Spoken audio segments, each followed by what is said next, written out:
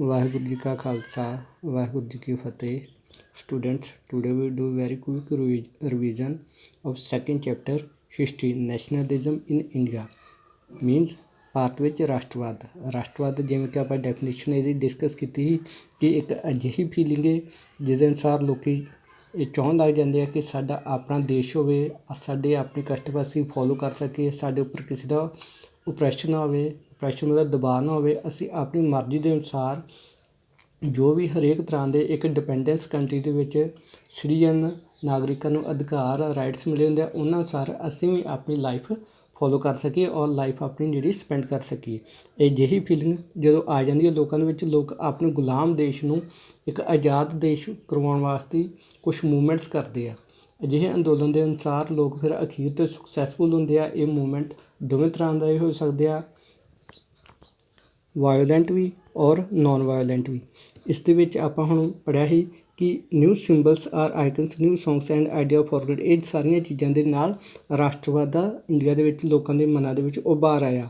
Next ਇਹਦੇ ਵਿੱਚ ਆਪਾਂ ਦੋ ਸਟੋਰੀਜ਼ ਪੜ੍ਹੀਆਂ ਸੀ, non cooperation plus civil disobedience movement. ਇਸ ਅੰਦੋਲਨਾਂ ਦੇ ਰਾਹੀਂ ਮਹਾਤਮਾ ਗਾਂਧੀ ਜੋ ਕਿ ਕਾਂਗਰਸ ਦਾ ਲੀਡਰ ਸੀ, ਉਸਨੇ ਲੋਕਾਂ ਦੇ ਵਿੱਚ ਨੈਸ਼ਨਲਿਜ਼ਮ ਦੀ, ਰਾਸ਼ਟਰਵਾਦੀ ਭਾਵਨਾ ਨੂੰ ਉਹ ਤੇਜ਼ੀ ਅਤੇ ਕਿਉਰਿਓਸਿਟੀ ਦੇ ਨਾਲ ਅੱਗੇ ਲਿਜਾਣ ਦੀ ਕੋਸ਼ਿਸ਼ ਕੀਤੀ। ਅਤੇ ਦੇਖਾਂਗੇ ਆਪਾਂ ਕਿ ਮਹਾਤਮਾ ਗਾਂਧੀ ਨੇ ਇਹਨਾਂ ਅੰਦੋਲਨਾਂ ਨੂੰ ਕਿਵੇਂ ਔਰਗਨਾਈਜ਼ ਕੀਤਾ। The first world war, Khilafat and non cooperation. ਇਸ ਪੈਰਾਗ੍ਰਾਫ ਦੇ ਵਿੱਚ ਆਪਾਂ ਪੜ੍ਹਿਆ ਸੀ ਕਿ ਫਸਟ ਵਰਲਡ ਵਾਰ ਦੇ ਵਿੱਚ ਟਰਕ ਦੀ ਜਦੋਂ ਹਾਰ ਹੋ ਜਾਂਦੀ ਆ, ਉਸ ਦੇ ਉੱਪਰ ਕਈ ਤਰ੍ਹਾਂ ਦੀਆਂ ਪਾਬੰਦੀਆਂ ਬ੍ਰਿਟਿਸ਼ ਵੱਲੋਂ ਲਗਾਉਣ ਦੀ ਕੋਸ਼ਿਸ਼ ਕੀਤੀ ਜਾਂਦੀ ਆ, ਜਿਸ ਦਾ ਕਿ ਸਾਰੇ ਮੁਸਲਮਾਨ ਵਿਰੋਧ ਕਰਦੇ ਆ। ਇਸ ਵਿਰੋਧ ਨੂੰ ਕਰਨ ਵਾਸਤੇ ਇੰਡੀਆ ਦੇ ਵਿੱਚ ਵੀ ਮੁਸਲਮਾਨਾਂ ਵੱਲੋਂ ਇੱਕ ਅੰਦੋਲਨ ਔਰਗਨਾਈਜ਼ ਕੀਤਾ ਜਾਂਦਾ ਹੈ, ਜਿਸ ਨੂੰ ਬੋਲਿਆ ਜਾਂਦਾ ਹੈ ਖਿਲਾਫਤ ਅੰਦੋਲਨ। ਠੀਕ ਹੈ, ਖਿਲਾਫਤ ਅੰਦੋਲਨ ਦੇ ਰਾਹੀਂ ਮੁਸਲਮਾਨਾਂ ਔਰ ਹਿੰਦੂਆਂ ਨੂੰ ਇਕੱਠੇ ਕਰਨ ਵਾਸਤੇ ਮਹਾਤਮਾ ਗਾਂਧੀ ਨੇ ਇਸ ਅੰਦੋਲਨ ਦੀ ਸਪੋਰਟ ਵਾਸਤੇ ਆਪਣਾ ਇੱਕ ਵੱਖਰਾ ਅੰਦੋਲਨ ਨੋਨ ਕੋਆਪਰੇਸ਼ਨ ਜਿਹੜਾ ਸਟਾਰਟ ਕਰ ਦਿੱਤਾ। ਨੈਕਸਟ ਦਾ ਆਈਡੀਆ ਆਫ ਦਾ ਸੱਤਿਆਗ੍ਰਹਿ। ਮਹਾਤਮਾ ਗਾਂਧੀ ਦੇ ਮਨ ਦੇ ਵਿੱਚ ਸੱਤਿਆਗ੍ਰਹਿ ਦਾ ਆਈਡੀਆ ਕਿਵੇਂ ਆਇਆ? ਕਹਿੰਦੇ ਜਦੋਂ ਮਹਾਤਮਾ ਗਾਂਧੀ 1915 ਵਿੱਚ ਸਾਊਥ ਅਫਰੀਕਾ ਤੋਂ ਵਾਪਸ ਆਏ ਅਤੇ ਉਹਨੇ ਸਾਊਥ ਅਫਰੀਕਾ ਦੇ ਵਿੱਚ ਰਹਿ ਕੇ ਵੀ ਇੱਕ ਅੰਦੋਲਨ ਕੀਤਾ ਸੀ, ਕਿਉਂਕਿ ਸਾਊਥ ਅਫਰੀਕਾ ਦੇ ਵਿੱਚ ਆਪਾਂ ਪੜ੍ਹਿਆ ਕਿ ਗੋਰੇ ਔਰ ਕਾਲੇ ਦੋ ਤਰ੍ਹਾਂ ਦੇ ਲੋਕ, ਜਿਨ੍ਹਾਂ ਦੇ ਵਿੱਚ ਕਾਲੇ ਲੋਕਾਂ ਨੂੰ ਗੁਲਾਮਾਂ ਦੀ ਜ਼ਿੰਦਗੀ ਬਤੀਤ ਕਰਨੀ ਪੈਂਦੀ ਔਰ ਉਹਨਾਂ ਨੂੰ ਕੋਈ ਵੀ ਹਿਊਮਨ ਰਾਈਟਸ ਨਹੀਂ ਦਿੱਤੇ ਜਾਂਦੇ। ਨਾਲ ਦੀ ਨਾਲ ਭਾਰਤ ਵਰਗੇ ਦੇਸ਼, ਗੁਲਾਮ ਦੇਸ਼ਾਂ ਦੇ ਵਿੱਚ ਜਦੋਂ ਕੋਈ ਵਿਦੇਸ਼ੀ ਉੱਥੇ ਜਾਂਦੇ ਸੀ, ਉਹਨਾਂ ਦੇ ਨਾਲ ਵੀ ਇੱਕ ਜਾਨਵਰਾਂ ਵਰਗਾ ਵੀ ਬਿਹੇਵ ਜਿਹੜਾ ਕੀਤਾ ਜਾਂਦਾ ਸੀ। ਇਸੇ ਤਰ੍ਹਾਂ ਮਹਾਤਮਾ ਗਾਂਧੀ ਇਸ ਕਰੂਅਲਟੀ ਦੇ ਵਿਰੋਧ ਵਿੱਚ ਉੱਥੇ ਆਵਾਜ਼ ਉਠਾਈ ਔਰ ਸਾਊਥ ਅਫਰੀਕਾ ਦੇ ਵਿੱਚ ਕੁਛ ਮੂਵਮੈਂਟ ਔਰਗਨਾਈਜ਼ ਕੀਤੇ ਜੋ ਕਿ ਸਫਲ ਹੋਏ। ਇਹਨਾਂ ਦੀ ਸੁਕਸੈਸ ਤੋਂ ਖੁਸ਼ ਹੋ ਕੇ ਮਹਾਤਮਾ ਗਾਂਧੀ ਨੇ ਇੰਡੀਆ ਦੇ ਵਿੱਚ ਜਦੋਂ ਆ ਕੇ ਦੇਖਿਆ ਕਿ ਸਾਡੇ ਦੇਸ਼ ਦੇ ਵਿੱਚ ਬ੍ਰਿਟਿਸ਼ ਉਦੋਂ ਨਾਲ ਦੇ ਨਾਲ ਸਾਡੇ ਸੋਰਸ ਜਿਹੜੇ ਆ ਉਹਨਾਂ ਨੂੰ ਲੁੱਟਿਆ ਜਾ ਰਿਹਾ ਹੈ, ਨਾਲ ਦੀ ਨਾਲ ਸਾਡੇ ਦੇਸ਼ ਦੇ ਸਿਟੀਜ਼ਨ ਨਾਗਰਿਕ ਆ ਉਹਨਾਂ ਦੇ ਮਾਨ ਸਨਮਾਨ ਨੂੰ ਜਿਹੜਾ ਪੂਰੀ ਤਰ੍ਹਾਂ ਠੇਸ ਪਹੁੰਚਾਈ ਜਾ ਰਹੀ ਆ, ਉਹਨਾਂ ਨਾਲ ਵੀ ਜਾਨਵਰਾਂ ਵਰਗਾ ਵਿਹਾਰ ਕੀਤਾ ਜਾਂਦਾ ਹੈ। ਕੋਈ ਵੀ ਉਹਨਾਂ ਨੂੰ ਕੋਈ ਇੰਡੀਪੈਂਡੈਂਸ ਆਜ਼ਾਦੀ ਨਹੀਂ ਆ। ਹਰ ਇੱਕ ਤਰ੍ਹਾਂ ਦਾ ਕੰਮ ਉਹਨਾਂ ਨੂੰ ਆਪਣੀ ਫੈਮਿਲੀ ਤੋਂ ਲੈ ਕੇ ਇੱਕ ਸਟੇਟ ਲੈਵਲ ਤੱਕ, ਸੈਂਟਰ ਲੈਵਲ ਤੱਕ, ਕੋਈ ਵੀ ਕੰਟਰੀ ਲੈਵਲ ਦਾ ਕੰਮ ਹੈ ਉਹਨਾਂ ਨੂੰ ਬ੍ਰਿਟਿਸ਼ ਦੀ ਮਰਜ਼ੀ ਦੇ ਨਾਲ ਹੀ ਕਰਨਾ ਪੈਂਦਾ ਹੈ। ਇਹਨਾਂ ਕਰਕੇ ਮਹਾਤਮਾ ਗਾਂਧੀ ਫਿਰ ਇੰਡੀਆ ਦੇ ਵਿੱਚ ਸੱਤਿਆਗ੍ਰਹਿ ਅੰਦੋਲਨ ਜਿਹੜਾ ਲਾਂਚ ਕਰਨ ਦੀ ਕੋਸ਼ਿਸ਼ ਕੀਤੀ। ਇਹਦੇ ਵਿੱਚ ਆਪਾਂ ਕੁਛ ਮੂਵਮੈਂਟ ਪੜ੍ਹੇ ਕਿ ਸਭ ਤੋਂ ਪਹਿਲਾਂ ਉਹਨੇ 1917 ਦੇ ਵਿੱਚ ਚੰਪਰਨ ਵਿੱਚ ਅੰਦੋਲਨ ਕੀਤਾ ਹੈ, ਫਿਰ ਕੁਛ ਹੋਰ ਫੈਕਟਰੀ ਵਰਕਰ ਦੇ ਨਾਲ ਅਹਿਮਦਾਬਾਦ ਵਗੈਰਾ ਵਿੱਚ ਅੰਦੋਲਨ ਕੀਤੇ ਜੋ ਕਿ ਸਕਸੈਸਫੁਲ ਰਹੇ। ਨੈਕਸਟ ਆ ਜਾਂਦੇ ਸਾਡੇ ਕੋਲ ਦਾ ਰੌਲਟ ਐਕਟ। ਰੌਲਟ ਐਕਟ ਇੱਕ ਬ੍ਰਿਟਿਸ਼ ਵੱਲੋਂ ਪਾਸ ਕੀਤਾ ਗਿਆ ਕਾਨੂੰਨ ਸੀ, ਜਿਹਦੇ ਅਨੁਸਾਰ ਇੰਡੀਆ ਦਾ ਕੋਈ ਵੀ ਲੀਡਰ ਉਹਨਾਂ ਨੂੰ ਬਿਨਾਂ ਮੁਕੱਦਮੇ ਤੋਂ, ਬਿਨਾਂ ਕਿਸੇ ਵਕੀਲ ਕਰਨ ਤੋਂ 2 ਸਾਲ ਦੀ ਸਜ਼ਾ ਦਿੱਤੀ ਜਾ ਸਕਦੀ, ਸਿਰਫ ਉਹ 'ਤੇ ਅਗਰ ਸ਼ੱਕ ਪੈ ਜਾਂਦਾ ਸੀ ਕਿ ਇਹ ਬੰਦਾ ਬ੍ਰਿਟਿਸ਼ ਗੌਰਮੈਂਟ ਦੇ ਵਿਰੁੱਧ ਕੋਈ ਨਾ ਕੋਈ ਐਕਸ਼ਨ ਲੈ ਰਿਹਾ ਹੈ ਜਾਂ ਕੋਈ ਨਾ ਕੋਈ ਅਜਿਹੀ ਐਕਟੀਵਿਟੀ ਕਰਨ ਦੀ ਤਿਆਰੀ ਕਰ ਰਿਹਾ ਹੈ ਜਿਸ ਦੇ ਨਾਲ ਗੌਰਮੈਂਟ ਨੂੰ ਪ੍ਰੋਬਲਮ ਹੋ ਸਕਦੀ ਹੈ। ਸੋ ਇਸ ਐਕਟੀਵਿਟੀ ਨੂੰ, ਅਜਿਹੇ ਕੰਮ ਨੂੰ ਰੋਕਣ ਵਾਸਤੇ ਬ੍ਰਿਟਿਸ਼ ਵੱਲੋਂ ਇੱਕ ਨਵਾਂ ਕਾਨੂੰਨ ਪਾਸ ਕੀਤਾ ਗਿਆ ਜਿਹਦਾ ਨਾਮ ਰੱਖਿਆ ਜਾਂਦਾ Rowlatt act. Rowlatt act pass ਹੋਣ ਤੋਂ ਬਾਅਦ ਜਦੋਂ ਸਾਰੇ ਲੋਕਾਂ ਨੇ ਇਹਦਾ ਵਿਰੋਧ ਸ਼ੁਰੂ ਕਰ ਦਿੱਤਾ ਕਿ ਨਹੀਂ, ਅਜਿਹਾ ਜਿਹੜਾ ਵਾ ਦਬਾਉਣ ਵਾਲਾ ਅਜਿਹਾ ਸਖਤ ਕਾਨੂੰਨ ਪਾਸ ਨਹੀਂ ਹੋਣਾ ਚਾਹੀਦਾ। ਇਸ ਕਾਨੂੰਨ ਦੇ ਵਿਰੋਧ ਵਜੋਂ ਅੰਮ੍ਰਿਤਸਰ ਦੇ 2 ਲੀਡਰ ਡਾਕਟਰ ਸੱਤਿਆਪਾਲ ਔਰ ਡਾਕਟਰ ਕਿਚਲੂ ਨੂੰ ਗ੍ਰਿਫਤਾਰ ਕੀਤਾ ਗਿਆ। ਇਹਨਾਂ ਦੀ ਗ੍ਰਿਫਤਾਰੀ ਦੇ ਵਿਰੁੱਧ ਲੋਕ ਜਲ੍ਹਿਆਂਵਾਲੇ ਬਾਗ ਦੇ ਵਿੱਚ ਇਕੱਠੇ ਹੋਏ, ਜਿੱਥੇ ਕਿ ਜਲ੍ਹਿਆਂਵਾਲਾ ਬਾਗ ਇੰਸੀਡੈਂਟਸ ਵਾਪਰੀ। ਜਨਰਲ ਅਡਵਾਇਰ ਨੇ ਗੋਲੀਆਂ ਚਲਵਾ ਕੇ ਉੱਥੇ ਕਈ ਲੋਕਾਂ ਨੂੰ ਸ਼ਹੀਦ ਕਰ ਦਿੱਤਾ ਗਿਆ।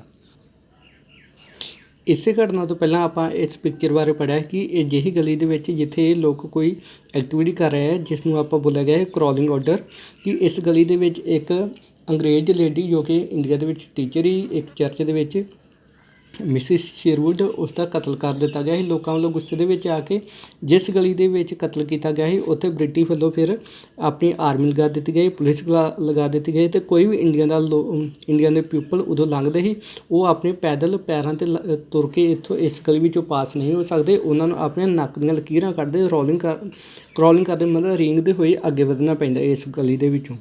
ਨੈਕਸਟ ਇਹਦੇ ਵਿੱਚ ਆ ਜਾਂਦਾ ਸੀ why non cooperation. Mahatma Gandhi ਨੇ ਨੋਨ ਕੋਆਪਰੇਸ਼ਨ ਅੰਦੋਲਨ ਕਿਉਂ ਜਿਹੜਾ ਸ਼ੁਰੂ ਕੀਤਾ। ਮਹਾਤਮਾ ਗਾਂਧੀ ਨੂੰ ਇਸ ਅੰਦੋਲਨ ਦਾ ਖਿਆਲ ਕਿਉਂ ਆਇਆ। ਆਪਣੀ ਬੁੱਕ ਹਿੰਦ ਸਵਰਾਜ ਦੇ ਵਿੱਚ ਮਹਾਤਮਾ ਗਾਂਧੀ ਨੇ ਇਹ ਡਿਕਲੇਅਰ ਕੀਤਾ ਹੈ ਕਿ ਮੈਂ ਇਹ ਅੰਦੋਲਨ ਕਿਉਂ ਸ਼ੁਰੂ ਕੀਤਾ, ਜਿਸ ਦੇ ਵਿੱਚ ਮਹਾਤਮਾ ਗਾਂਧੀ ਕਹਿੰਦਾ ਹੈ ਕਿ ਭਾਰਤ ਦੇ ਵਿੱਚ ਅੰਗਰੇਜ਼ਾਂ ਦਾ ਰਾਜ ਭਾਰਤੀ ਲੋਕਾਂ ਦੇ ਸਹਿਯੋਗ ਦੇ ਨਾਲ ਸ਼ੁਰੂ ਹੋਇਆ ਹੈ ਅਤੇ ਉਹਨਾਂ ਚਿਰ ਤੱਕ ਹੀ ਇਹ ਕਾਇਮ ਰਹਿ ਸਕਦਾ ਜਿੰਨਾ ਚਿਰ ਭਾਰਤੀ ਲੋਕ ਇਹਨਾਂ ਦਾ ਸਹਿਯੋਗ ਕਰਦੇ ਆ। ਸਹਿਯੋਗ ਕਰਦੇ ਮਤਲਬ ਇਹਨਾਂ ਦੀਆਂ ਚੀਜ਼ਾਂ ਵਸਤਾਂ ਖਰੀਦਦੇ ਆ, ਇਹਨਾਂ ਦੀਆਂ ਫੈਕਟਰੀਆਂ ਦੇ ਵਿੱਚ ਕੰਮ ਕਰਦੇ ਆ। ਅਗਰ ਭਾਰਤੀ ਲੋਕ ਇਹਨਾਂ ਦਾ ਸਹਿਯੋਗ ਨਹੀਂ ਕਰਦੇ, ਮਹਾਤਮਾ ਗਾਂਧੀ ਦਾ ਮੰਨਣਾ ਸੀ ਕਿ ਅੰਗਰੇਜ਼ੀ ਸਾਮਰਾਜ 1 ਸਾਲ ਦੇ ਵਿੱਚ ਜਿਹੜਾ ਇੱਥੋਂ ਖਤਮ ਹੋ ਜਾਏਗਾ ਜੇਕਰ ਇੰਡੀਅਨ ਪੀਪਲ ਜਿਹੜਾ ਪੂਰੀ ਤਰ੍ਹਾਂ ਇਹਨਾਂ ਲੋਕਾਂ ਦਾ ਬਾਈਕਾਟ ਕਰ ਦੇਣਗੇ। ਨੈਕਸਟ ਇਹਦੇ ਵਿੱਚ ਆਪਾਂ ਪੜ੍ਹਿਆ ਸੀ ਕਿ ਜਦੋਂ ਇਹਨਾਂ ਵੇਖਿਆ ਕਿ ਨੋਨ ਕੋਆਪਰੇਸ਼ਨ ਕਾਂਗਰਸ ਦੇ ਲੀਡਰ ਕਹਿੰਦੇ ਕਿ ਕਿਵੇਂ ਸਕਸੈਸਫੁਲ ਕਿਵੇਂ ਹੋਏਗਾ। ਮਹਾਤਮਾ ਗਾਂਧੀ ਨੇ ਆਖਿਆ ਕਿ ਇਹਨੂੰ ਅਸੀਂ ਸਟੈਪ ਬਾਏ ਸਟੈਪ ਜਿਹੜਾ ਅਨਫੋਲਡ ਕਰਾਂਗੇ, ਸ਼ੁਰੂ ਕਰਾਂਗੇ, ਅਤੇ ਇਹਦੇ ਵਿੱਚ ਸਾਰੇ ਲੋਕ ਆਪਣੇ ਆਪ ਜਿਹੜਾ ਪਾਰਟੀਸਪੈਂਟ ਹੋ ਸਕਣ। ਹੁਣ ਆਪਾਂ ਦੇਖਣਾ ਸੀ ਇਹਦੇ ਵਿੱਚ different stands with the movement, ਜਿਹਦੇ ਵਿੱਚ ਆਪਾਂ ਪੜ੍ਹਿਆ ਕਿ ਜਦੋਂ ਮਹਾਤਮਾ ਗਾਂਧੀ ਵੱਲੋਂ ਨੋਨ ਕੋਆਪਰੇਸ਼ਨ ਮੂਵਮੈਂਟ ਅੰਦੋਲਨ ਸ਼ੁਰੂ ਕੀਤਾ ਗਿਆ, ਹਰੇਕ ਤਰ੍ਹਾਂ ਦੀ ਕਮਿਊਨਿਟੀ ਦੇ ਸਮਾਜ ਦੇ ਲੋਕ, ਟਰੇਡਰ, ਵਪਾਰੀ, ਪੀਜੈਂਟ, ਕਿਸਾਨ, ਲੇਬਰ, ਮਜ਼ਦੂਰ, ਫੈਕਟਰੀ ਵਰਕਰ, ਸਾਰਿਆਂ ਨੇ ਜਿਹੜਾ ਸਵਰਾਜ ਦਾ ਮੀਨਿੰਗ ਕਿਵੇਂ ਆਪਣਾ ਵੱਖਰਾ ਕੱਢਿਆ ਅਤੇ ਆਪਣੇ ਤਰੀਕੇ ਨਾਲ ਉਹਨਾਂ ਨੋਨ ਕੋਆਪਰੇਸ਼ਨ ਮੂਵਮੈਂਟ ਦੇ ਵਿੱਚ ਮਹਾਤਮਾ ਗਾਂਧੀ ਦਾ ਸਾਥ ਦਿੱਤਾ। ਸਭ ਤੋਂ ਪਹਿਲਾਂ ਆਪਾਂ ਪੜ੍ਹਿਆ ਕਿ ਟਾਊਨਸ ਦੇ ਵਿੱਚ ਇਹਦਾ ਕੀ, ਟਾਊਨ ਦੇ ਵਿੱਚ ਕੁਛ ਲੋਕ ਜੋ ਵੀ ਗੌਰਮੈਂਟ ਦੇ ਸਕੂਲ, ਕਾਲਜ, ਹੈਡਮਾਸਟਰ ਵਗੈਰਾ ਜੋ ਵੀ ਮਤਲਬ ਗੌਰਮੈਂਟ ਦੀਆਂ ਇੰਸਟੀਟਿਊਸ਼ਨ ਉਹਨਾਂ ਵਿੱਚ ਕੰਮ ਕਰਦੇ ਸੀ, ਇਹਨਾਂ ਨੇ ਉਹਨਾਂ ਸਾਰੀਆਂ ਇੰਸਟੀਟਿਊਸ਼ਨ ਨੂੰ ਲੀਵ ਕਰ ਦਿੱਤਾ ਅਤੇ ਮਹਾਤਮਾ ਗਾਂਧੀ ਦੇ ਸਾਥ ਵਿੱਚ ਇਕੱਠੇ ਹੋ ਗਏ। ਪਰ ਅਖੀਰ 'ਤੇ ਜਾ ਕੇ ਆਪਾਂ ਇਸ ਦੇ ਵਿੱਚ ਪੜ੍ਹਿਆ ਸੀ ਕਿ ਲੋਕਾਂ ਨੇ ਹੌਲੀ ਜਿਹੜਾ ਜਦੋਂ ਇਹਨਾਂ ਇੰਸਟੀਟਿਊਸ਼ਨ ਦਾ ਕੋਈ ਐਲਟਰਨੇਟਿਵ ਕੋਈ ਬਦਲਾਅ ਨਾ ਹੋਣ ਦਾ ਕਰਕੇ, ਇੰਡੀਅਨ ਇੰਸਟੀਟਿਊਸ਼ਨ ਨਾ ਹੋਣ ਦਾ ਕਰਕੇ, ਕੁਝ ਸਮੇਂ ਬਾਅਦ ਫਿਰ ਜਿਹੜਾ ਹੌਲੀ ਬ੍ਰਿਟਿਸ਼ ਇੰਸਟੀਟਿਊਸ਼ਨ ਵੱਲ ਨੂੰ ਜਾਣਾ ਸ਼ੁਰੂ ਕਰ ਦਿੱਤਾ, ਕਿਉਂਕਿ ਉਹਨਾਂ ਦਾ ਆਪਣੇ ਘਰ ਦੇ ਵਿੱਚ ਰਹਿ ਕੇ ਖਾਲੀ ਗਰੀਬੀ ਦੇ ਕਾਰਨ ਗੁਜ਼ਾਰਾ ਕਰਨਾ ਮੁਸ਼ਕਿਲ ਹੋ ਰਿਹਾ ਸੀ। ਹੋਰ ਇਸ ਪੈਰਾਗ੍ਰਾਫ ਦੇ ਵਿੱਚ ਆਪਾਂ ਪੜ੍ਹਿਆ ਹੈ ਕਿ ਕਿਵੇਂ ਅੰਗਰੇਜ਼ਾਂ ਨੂੰ ਜਿਹੜਾ ਨੋਨ ਕੋਆਪਰੇਸ਼ਨ ਮੂਵਮੈਂਟ ਚੱਲਣ ਦੇ ਨਾਲ ਘਾਟਾ ਪਿਆ ਸੀ ਕਿ ਪਹਿਲਾਂ ਉਹਨਾਂ ਦਾ ਵਪਾਰ ਜੋ ਤਕਰੀਬਨ ਇੰਡੀਆ ਦੇ ਵਿੱਚ 102 ਕਰੋੜ ਦਾ ਹੋਈ, ਉਹ ਘੱਟ ਕੇ ਜਿਹੜਾ ਇਸ ਮੂਵਮੈਂਟ ਤੋਂ ਬਾਅਦ 57 ਕਰੋੜ ਦਾ ਰਹਿ ਗਿਆ।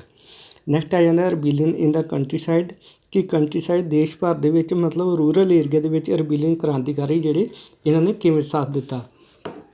ਇਸ ਦੇ ਵਿੱਚ ਆਪਾਂ ਇੱਕ ਅਬਦ ਦੀ ਐਗਜ਼ਾਮਪਲ ਪੜ੍ਹੀ ਸੀ ਕਿ ਕਿਵੇਂ ਅਬਦ ਦੇ ਵਿੱਚ ਬਾਬਾ ਰਾਮ ਚੰਦਰ ਇਹ ਸੰਨਿਆਸੀ ਸਾਧੂ ਜਿਹੜਾ ਉਹਨੇ ਇੱਕ ਮੂਵਮੈਂਟ ਜਿਹੜਾ ਉਹਨੂੰ ਲੀਡ ਕੀਤਾ ਔਰ ਲੋਕ ਉਹਦੀ ਅਗਵਾਈ ਵਿੱਚ ਜੋ ਵੀ ਬੇਕਾਰ ਟੈਕਸ ਵਗੈਰਾ ਦਿੰਦੇ ਲੈਂਡਲੋਰਡ ਨੂੰ, ਤਲੁਕਾਦਾਰ ਨੂੰ, ਇਹਨਾਂ ਸਾਰਿਆਂ ਦੇ ਉੱਪਰ ਲੋਕਾਂ ਨੇ ਆਪਣੇ ਆਪ ਜਿਹੜਾ ਬੈਨ ਲਗਾ ਦਿੱਤਾ ਕਿ ਅਸੀਂ ਇਹਨਾਂ ਦੇ ਅਗੇਂਸਟ ਜਾਂ ਇਹਨਾਂ ਦੇ ਅੰਡਰ ਰਹਿ ਕੇ ਜਿਹੜਾ ਵਰਕ ਨਹੀਂ ਕਰਾਂਗੇ। ਇਸ ਸੰਨਿਆਸੀ ਸਾਧੂ ਨੂੰ 1920 ਦੇ ਵਿੱਚ ਜੋ ਜਵਾਹਰ ਲਾਲ ਨਹਿਰੂ ਮਿਲਦਾ ਹੋਵੇ ਅਬਦ ਦੇ ਵਿੱਚ ਇਹਨਾਂ ਪਿੰਡਾਂ ਦਾ ਦੌਰਾ ਕੀਤਾ ਅਤੇ ਇਸ ਸੰਨਿਆਸੀ ਸਾਧੂ ਨੇ ਨਾਲ ਰਲ ਕੇ ਜਵਾਹਰ ਲਾਲ ਨਹਿਰੂ ਨੇ ਅਬਦ ਕਿਸਾਨ ਸਭਾ ਬਣਾ ਲਈ, ਜਿਹਦੇ ਕਿ ਹੌਲੀ ਜਿਹੜਾ ਆਸ-ਪਾਸ ਦੇ ਇਲਾਕੇ ਵਿੱਚ 300 ਬ੍ਰਾਂਚਿਸ ਖੋਲ੍ਹ ਦਿੱਤੀਆਂ ਗਈਆਂ। ਅਤੇ ਜਦੋਂ ਮਹਾਤਮਾ ਗਾਂਧੀ ਨੇ ਆਪਣਾ ਨੋਨ ਕੋਆਪਰੇਸ਼ਨ ਮੂਵਮੈਂਟ ਸ਼ੁਰੂ ਕੀਤਾ ਅਤੇ ਸਾਰੇ ਲੋਕ ਜੋ ਇਹਨਾਂ ਕਿਸਾਨ ਸਭਾ ਦੇ ਵਿੱਚ ਇੱਕ ਮੈਂਬਰਸ਼ਿਪ ਅਡੋਪਟ ਕਰ ਚੁੱਕੇ ਸੀ, ਇਹਦੇ ਸਿਧਾਂਤ ਪ੍ਰਿੰਸੀਪਲਸ ਦੇ ਨਾਲ ਐਗਰੀ ਸੀ, ਉਹਨਾਂ ਨੇ ਮੂਵਮੈਂਟ ਦੇ ਵਿੱਚ ਹਿੱਸਾ ਲੈਣਾ ਸ਼ੁਰੂ ਕਰ ਦਿੱਤਾ ਗਿਆ। ਪਰ ਇਹਨਾਂ ਲੋਕਾਂ ਦੇ ਕੋਲੋਂ ਗਲਤੀ ਇਹ ਹੋਈ ਕਿ ਇਹਨਾਂ ਨੇ ਆਪਣੇ ਤਰੀਕੇ ਨਾਲ ਨੋਨ ਕੋਆਪਰੇਸ਼ਨ ਮੂਵਮੈਂਟ ਦੇ ਵਿੱਚ ਮਹਾਤਮਾ ਗਾਂਧੀ ਚਾਹੁੰਦੇ ਨੋਨ ਵਾਇਲੈਂਸ ਮੂਵਮੈਂਟ ਜਿਹੜਾ ਰਹੇ, ਪਰ ਇਹਨਾਂ ਲੋਕਾਂ ਨੇ ਕੀ ਕੀਤਾ, ਤਲੁਕਾਦਾਰ, ਮਰਚੈਂਟ ਵਗੈਰਾ ਇਹਨਾਂ ਦੇ ਘਰਾਂ ਵਗੈਰਾ ਦੇ ਉੱਪਰ ਹਮਲੇ ਕਰਨੇ ਸ਼ੁਰੂ ਕਰ ਦਿੱਤੇ ਗਏ, ਇਹਨਾਂ ਲੁੱਟਣਾ ਸ਼ੁਰੂ ਕਰ ਦਿੱਤਾ ਗਿਆ। ਇਹਨਾਂ ਨੇ ਕੋਈ ਵੀ ਅਜਿਹਾ ਐਕਸ਼ਨ ਸ਼ੁਰੂ ਕੀਤਾ ਅਤੇ ਉਹਦੇ ਵਿੱਚ ਇਹਨਾਂ ਨੇ ਮਹਾਤਮਾ ਗਾਂਧੀ ਦਾ ਨਾਮ ਲੈਣਾ ਸ਼ੁਰੂ ਕਰ ਦਿੱਤਾ ਕਿ ਇਹ ਸਾਰਾ ਕੁਝ ਅਸੀਂ ਮਹਾਤਮਾ ਗਾਂਧੀ ਦੇ ਕਹਿਣ ਦੇ ਉੱਪਰ ਕਰ ਰਹੇ ਹਾਂ।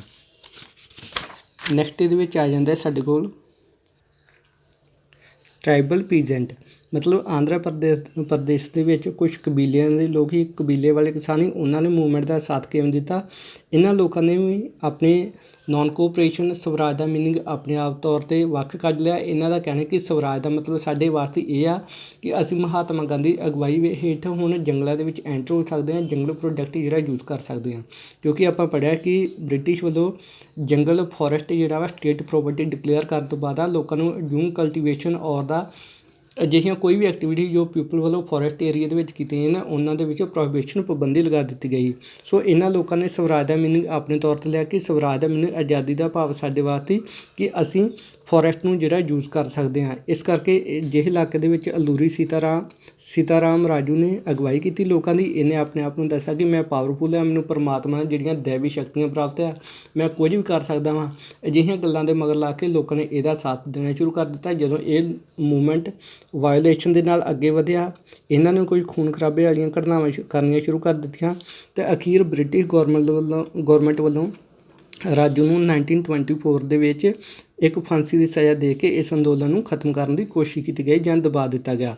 And over time because folk hero ਅਤੇ ਹੌਲੀ ਹੌਲੀ ਇਹ ਆਪਣੇ ਲੋਕਾਂ ਦੇ ਮਨਾਂ ਦੇ ਵਿੱਚ ਜਾਂ ਆਪਣੇ ਕਬੀਲੇ ਦੇ ਜੋ ਵੀ ਪੀਪਲ ਸੋਸਾਇਟੀ ਸੀ ਉਹਦੇ ਵਿੱਚ ਫੋਕ ਹੀਰੋ ਦੇ ਤੌਰ 'ਤੇ ਫੇਮਸ ਹੋ ਗਿਆ। ਨੈਕਸਟ ਸਾਡੇ ਕੋਲ ਆ ਜਾਂਦਾ ਸਵਰਾਜ ਦਾ ਪਲਾਂਟੇਸ਼ਨ ਮਤਲਬ ਬਾਗਾਂ ਦੇ ਵਿੱਚ ਖੇਤੀ ਕਰਨ ਵਾਲੇ ਜਾਂ ਪਹਾੜੀ ਇਲਾਕਿਆਂ ਦੇ ਵਿੱਚ ਚਾਹ ਪੱਤੀ ਦੇ ਜੋ ਵੀ ਆਪਣੇ ਬਾਗ ਹੁੰਦੇ ਸੀ ਜਾਂ ਖੇਤ ਹੁੰਦੇ ਸੀ, ਇਹਨਾਂ ਇਲਾਕਿਆਂ ਦੇ ਵਿੱਚ ਖੇਤੀ ਕਰਨ ਵਾਲੇ ਲੋਕਾਂ ਵਾਸਤੇ ਸਵਰਾਜ ਦਾ ਮੀਨਿੰਗ ਕੀ ਸੀ। ਇਹਨਾਂ ਲੋਕਾਂ ਦੇ ਬਾਰੇ ਆਪਾਂ ਪੜ੍ਹਿਆ ਕਿ ਇਹਨਾਂ ਲੋਕਾਂ ਨੂੰ ਫੈਕਟਰੀ ਮਾਲਕ ਜਾਂ ਜੋ ਵੀ ਬ੍ਰਿਟਿਸ਼ ਪਲਾਂਟੇਸ਼ਨ ਹੁੰਦਾ ਸੀ, ਕਾਸ਼ਤਕਾਰ ਹੁੰਦਾ ਜੋ ਇਹਨਾਂ ਦੇ ਕੋਲੋਂ ਚਾਹ ਪੱਤੀ ਜਾਂ ਅਜਿਹੇ ਬਾਗਾਂ ਦੇ ਵਿੱਚ ਖੇਤੀ ਕਰਾਉਂਦਾ ਸੀ, ਉਹ ਆਪਣੇ ਅੰਡਰ ਰੱਖਦਾ ਸੀ ਇਹਨਾਂ ਲੋਕਾਂ ਨੂੰ। ਉਹਦੀ ਪਰਮਿਸ਼ਨ ਤੋਂ ਬਿਨਾਂ ਇਹ ਲੋਕ ਕਈ ਸਾਲ ਕਈ ਮਹੀਨੇ ਆਪਣੇ ਘਰ ਨਹੀਂ ਜਾ ਸਕਦੇ ਅਤੇ ਇਹਨਾਂ ਲੋਕਾਂ ਨੂੰ ਘਰ ਜਾਣ ਦੀ ਆਗਿਆ ਥੋੜ੍ਹੀ ਕਿਤੇ ਨਹੀਂ ਦਿੱਤੀ ਜਾਂਦੀ ਕਿਉਂਕਿ ਉਹ ਆਪਣਾ ਇਕਨੋਮਿਕਲ ਲੋਸ ਨਹੀਂ ਕਰਨਾ ਚਾਹੁੰਦੇ ਆਪਣੀ ਫੈਕਟਰੀ ਜਾਂ ਆਪਣੇ ਕੰਮ ਨੂੰ ਬੰਦ ਕਰਕੇ। ਇਸ ਕਰਕੇ ਹਮੇਸ਼ਾ ਗੁਲਾਮਾਂ ਵਾਂਗੂ ਇਹਨਾਂ ਲੋਕਾਂ ਨੂੰ ਇੱਥੇ ਹੀ ਰੱਖਿਆ ਜਾਂਦਾ ਸੀ।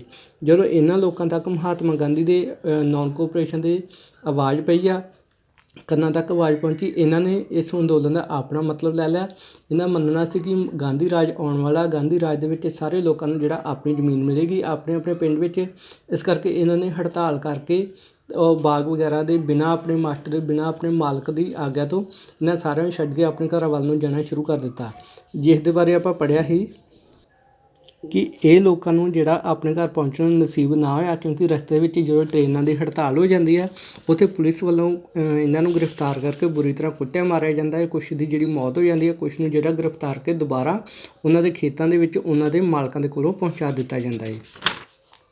ਨੈਕਸਟ ਟੂਵਰਡਸ ਦਾ ਸਿਵਲ ਡਿਸਓਬੀਡੀਐਂਸ ਮਤਲਬ ਨਾਨ ਕੋਆਪਰੇਸ਼ਨ ਅੰਦੋਲਨ ਤੋਂ ਬਾਅਦ ਮਹਾਤਮਾ ਗਾਂਧੀ ਨੇ ਕਿਵੇਂ ਇੱਕ 1930 ਦੇ ਵਿੱਚ ਸਿਵਲ ਡਿਸਓਬੀਡੀਐਂਸ ਮਤਲਬ ਸਿਵਲ ਆਗਿਆ ਭੰਗ ਅੰਦੋਲਨ ਕੀਤਾ। ਇਸ ਅੰਦੋਲਨ ਨੂੰ ਕਿਵੇਂ ਮਹਾਤਮਾ ਗਾਂਧੀ ਨੇ ਸਕਸੈਸ ਕੀਤਾ। ਪਹਿਲਾਂ ਆਪਾਂ ਪੜ੍ਹਦਾ ਨਾਨ ਕੋਆਪਰੇਸ਼ਨ, ਹੁਣ ਸਾਡੇ ਕੋਲ ਆ ਜਾਂਦਾ ਹੈ ਸਿਵਲ ਡਿਸਓਬੀਡੀਐਂਸ।